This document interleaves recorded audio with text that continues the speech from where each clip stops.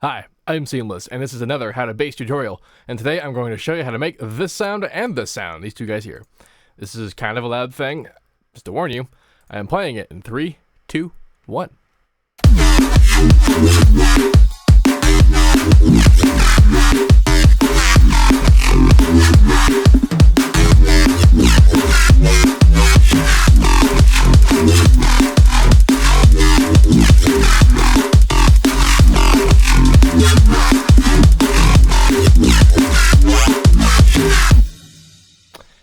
This is what this sounds like by itself.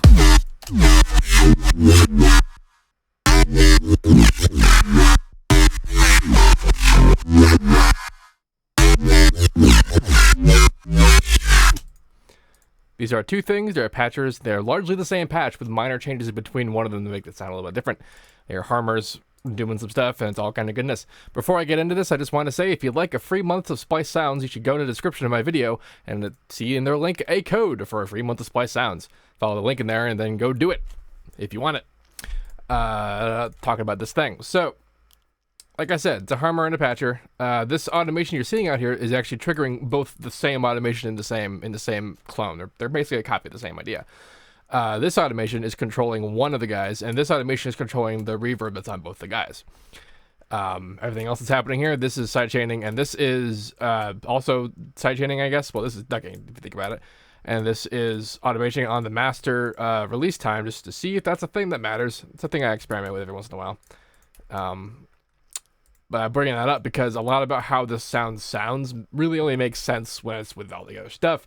To that end, I am showing it to you like that because if I play it to you what it sounds like, you know, even with the side chaining, it actually kind of makes sense. But without the side chaining, which I'm doing with a limiter, and without the mastering, this is what it sounds like.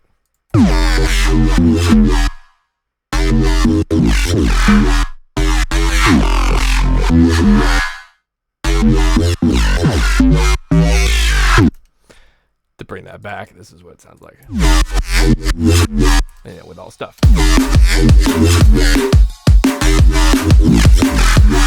It's a little bit interesting because it's not as if I planned from the way that that sounded without sidechained for the way that it would sound without sidechaining.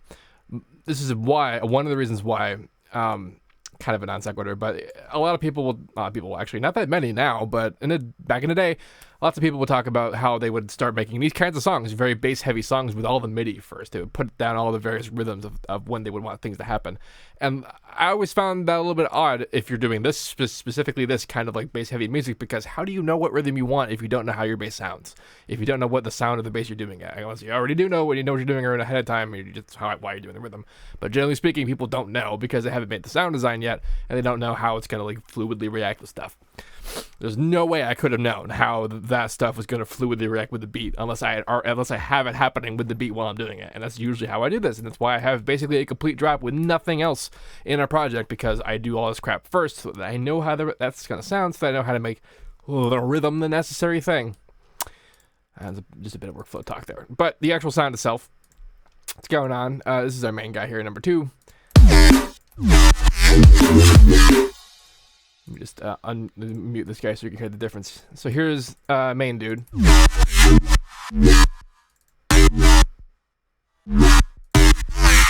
Here's variation dude. It's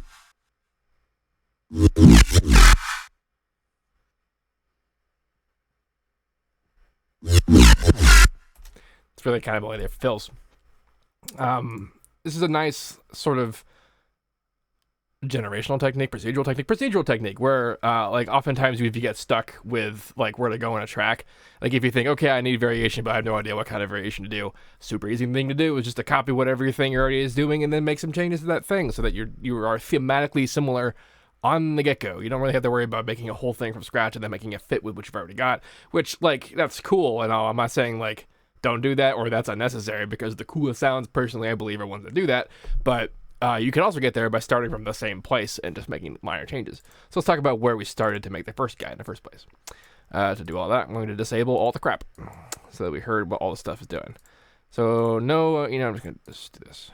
All right, no mastering, no I guess that's gonna happen anyway. So you should keep in mind here that I'm centering a lot of what's happening. I'm gonna leave that there because I don't want to screw with the particular level it is. We'll talk about like the importance of stereo because there is a big difference between the two of these guys, and one of them is the stereo. Right. Cools. So let's listen to what this sounds like before compression. This is this guy, right? Yeah. Doop. Let's see what's going on. Oh, well, actually, we should probably disable the other dude.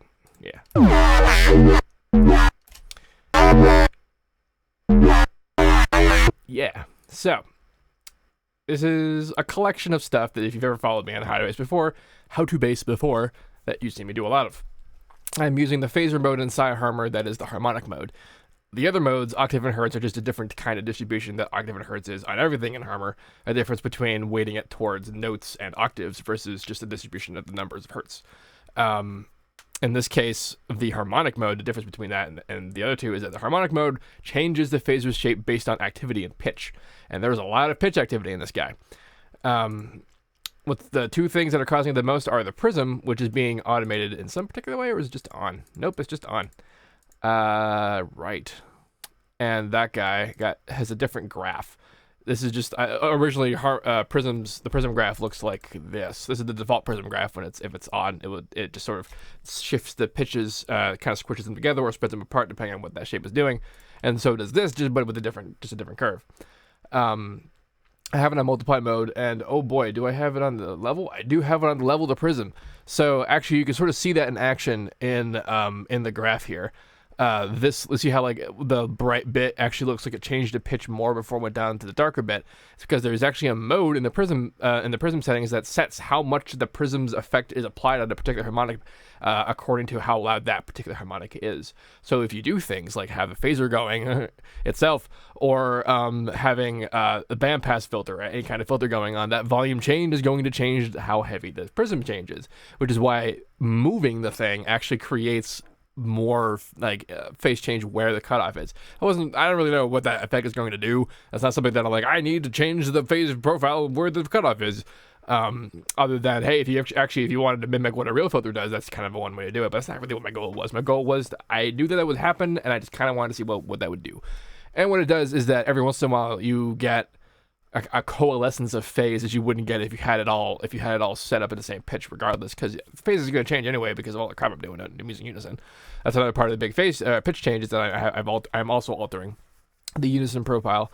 If you're unfamiliar with this window, what this is doing is that it is changing how much unison pitch spread is being applied on a per harmonic basis, way deeper than the per unison voice basis if you were using the harmonic unison index mapping. If I were using that, unison index mapping, which changes whatever parameter that's applied to per unison. This is this pitch's parameter being changed in this shaping graph, which is where it's found in the drop-down menu per harmonic.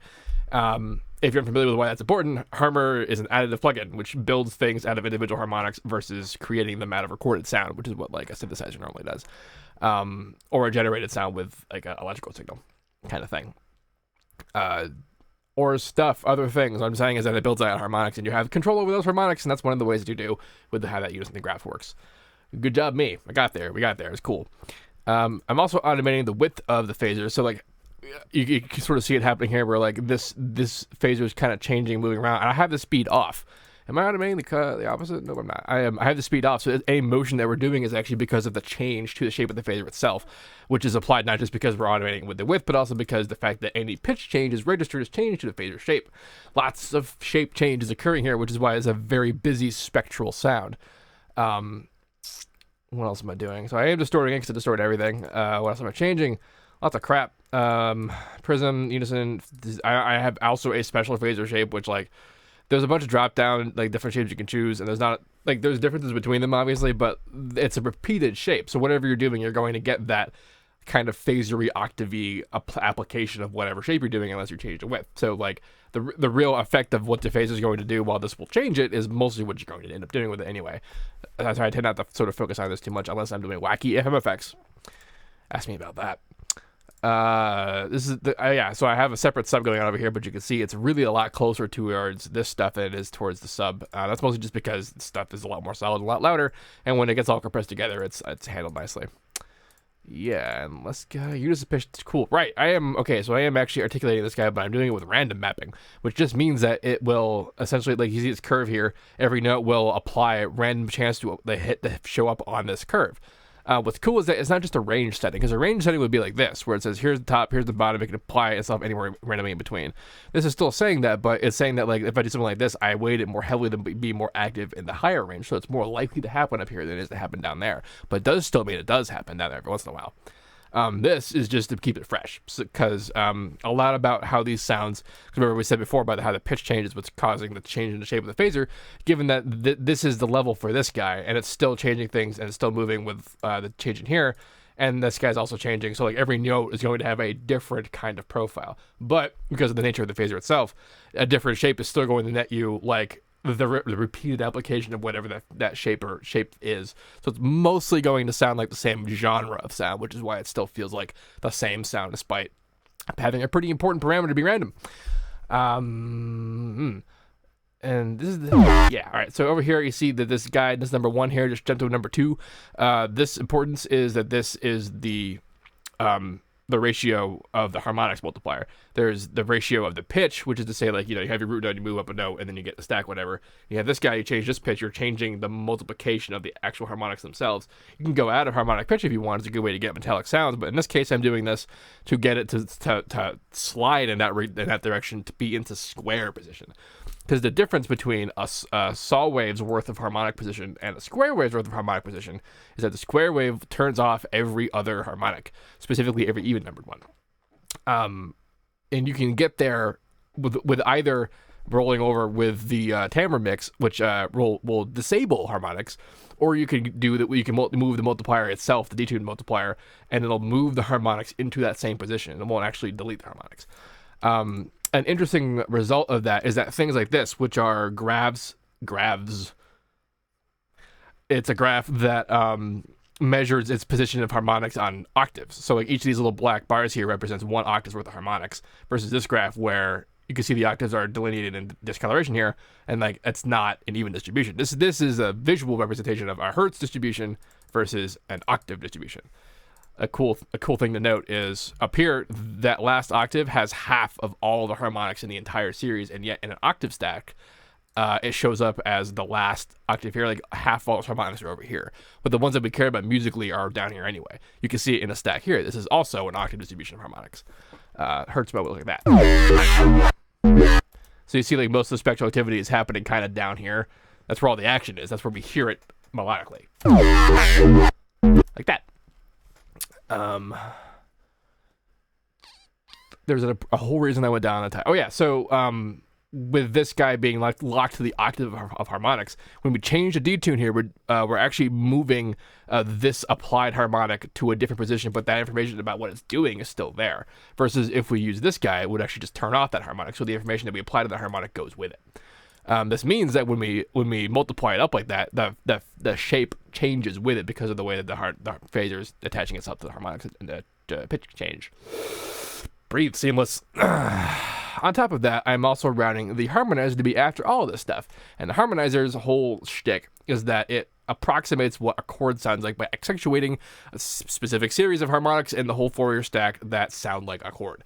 It necessarily has to be harmonic to the root note, but that's actually there's still quite a lot of options in terms of having a not harmonic-ish sounding sound. But the way that it does this is that it will take the lower register of harmonic stack and it will paste it, essentially multiply it up the spectrum, depending on how hard you push it, which is what this width knob does, and strength knob, and amount knob, and all that crap. It does so multiplying the numbers by this matrix here, which I only kind of understand how it works, and I mostly just randomize it because there is entirely a randomize option. The neat thing, though, is that if it's copying that lower register of harmonics there, if there's activity in those lower register of harmonics, that activity gets copied along with it. Which is why putting it in the end there is particularly neat, because that means when we do things like filter it down, you can actually kind of see it happening in the time here, where here's the filter, but then there's this kind of like every once in a while there's a little bit of like activity kind of outside the filter. And how is that happening if the filter's shape isn't that granular moving up and down? And it's because of the harmonizer. The harmonizer is harmonizing the activity in this lower range, and that's what that looks like. What else is neat? This is why I like this drop down menu, because you can kind of get a snapshot of the things that you messed with. Unison phase. Am I randomizing it? I am randomizing it. So a big part of both of these versions of the sound is the chosen where the phase is. Also the pitch, also the panning. The unison settings. In particular, the panning matters. A lot of you might actually have heard advice from engineers about pushing certain frequencies into the stereo more than the center, like a mid-side processing kind of way, so that like you can still have weight in a particular area of mix, but not having it cloud other things that might be in the center, like kicks or snares or vocals and that kind of thing. Well, you can still actually, this is still a principle that matters in sound design, because the reason why that works is because you're removing conflict from the signals. You are necessarily not squishing them together so much in the same channel because of the way that they're different in the stereo. When you're doing this something with unison, it still matters like that too. A higher value of, especially when you're going into distortion where everything's being pushed together like this, higher values mean that there's necessarily less interaction. It's a big reason why the other guy, which has most of the similar stuff happening, it's not that big a difference in the shapes of things. A little bit of a change in the prism shape. I'm pretty sure this is the same shape. It's a different phaser shape, but like like that change didn't really matter as much as you might think. Most of the settings are pretty much identical. This prism's all the way up on the multiplier mode, but did I change the shape at all? No, I did that. But yeah, those harmonics are like the biggest change, honestly, and are being cut off on this side because of the global EQ. But this is also kind of an interesting. I should actually touch on the global EQ here, because there's two different kinds of EQs in Harmonic. There's the local EQ and the global EQ. Local EQ is one of these note following octave graph kind of things. Global EQ is an actual list of frequencies values. If you mouse over it, you get hertz values because it is a not note following EQ. And the value of this, and the way that I've done it here, is that we can additively tell it to play the subharmonics less the lower it goes, so that it gets replaced by this the more, and the more that we need to be replaced. Because it's bugged me when you have sounds that are like, especially neuro stuff, like really nice sounding lower sub stuff, and then you go and like play a really high note. A solid sub like 2 octaves higher just sounds wrong, especially when it's too loud. So you can key follow it so that your sub's not being loud enough or whatever, and you can EQ it to make even the exact kind of cut that I'm doing here. But the value of doing it in here is that we're doing it additively, which makes it necessarily linear phase. So we actually have a much more perfect marriage of a sub quality the lower it goes, and more sound design tolerant the higher it goes. And that's present in both of these sounds. It's one of the reasons, like, it's essentially its own separate sub at this level. I mean, I'm still compressing and EQing it, which screws around with like the phase profile and whatnot, but it's stable enough that how much it gets screwed with isn't actually that much different than how people tend to do their own subs anyway. At least so far in this track. It's only 2 sounds, so who knows. Yes. Cool. So that was the beginning of this guy. Next step is compressing it with Maximus, and this is like a pretty typical kind of step up of like crushing some things and not so much other things. That's what I mean about the sub being stable. Like you heard still the texture of the sound designy aspect, like that part of it is still sound designy, but the sub part of it is just rock solid.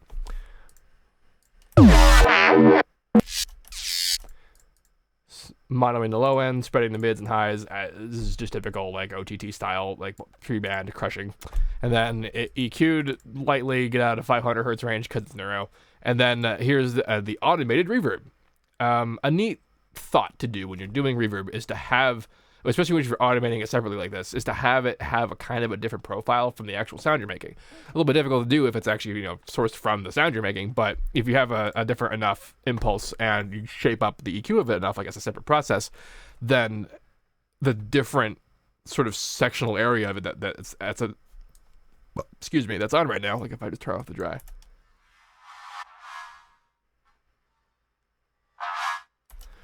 it's a just slight enough difference in like a formant quality that it keeps it fresh when it plays against the original guy.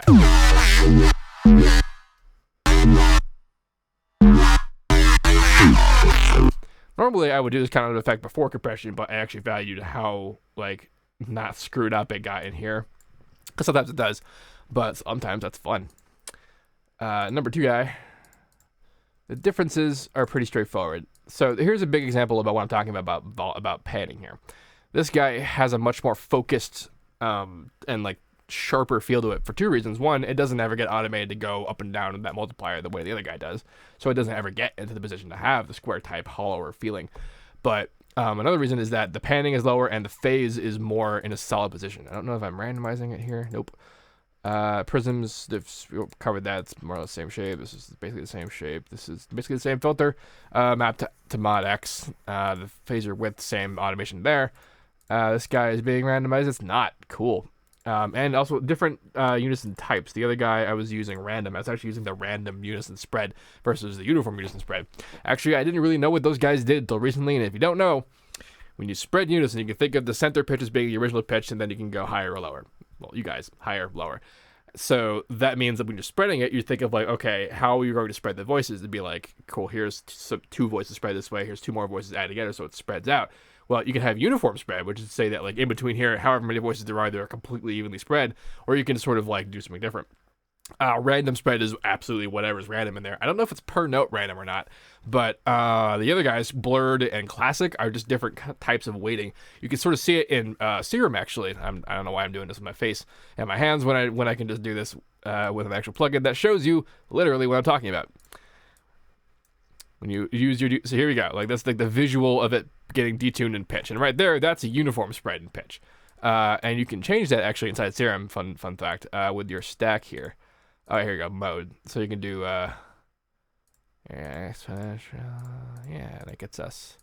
There you go. So that's a different type of unison spread. And that's what we got going on here inside Harmor.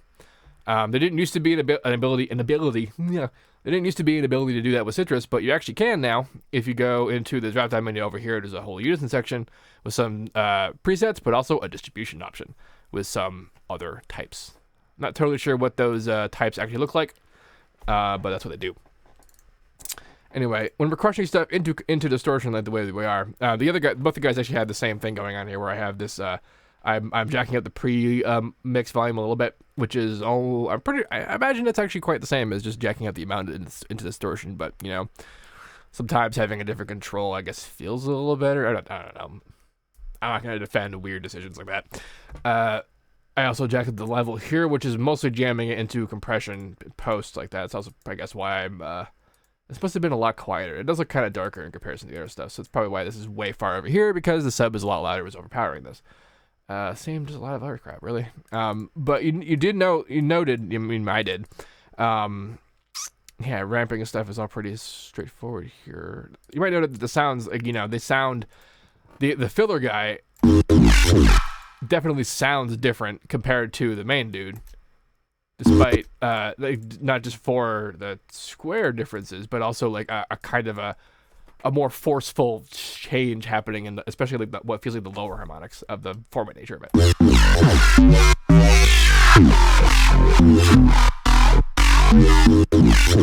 Because like here's like the original guy with the multiplier down, keeping it in the same harmonic structure as the variation.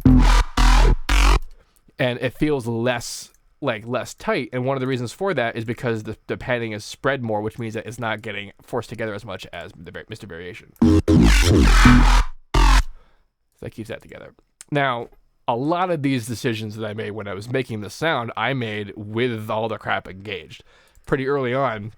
In fact, I don't even think I made the variation until I'd already done this. I think I made this sound first, and then I say I think because I actually forgot I made this project and I discovered it recently and went, oh my god, I should make a high bass out of this.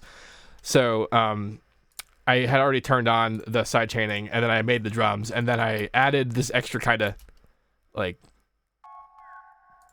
thing, higher frequency thing. This is how I begin most tracks. I try to come up with as much of what's going to be like the total content in the track, and then like make it feel the way it's gonna, and then like that's the lens by which I produce the rest of the stuff. And a lot of changes I made, including like what harmonics or what shapes of pitches or whatever were made with all of this on.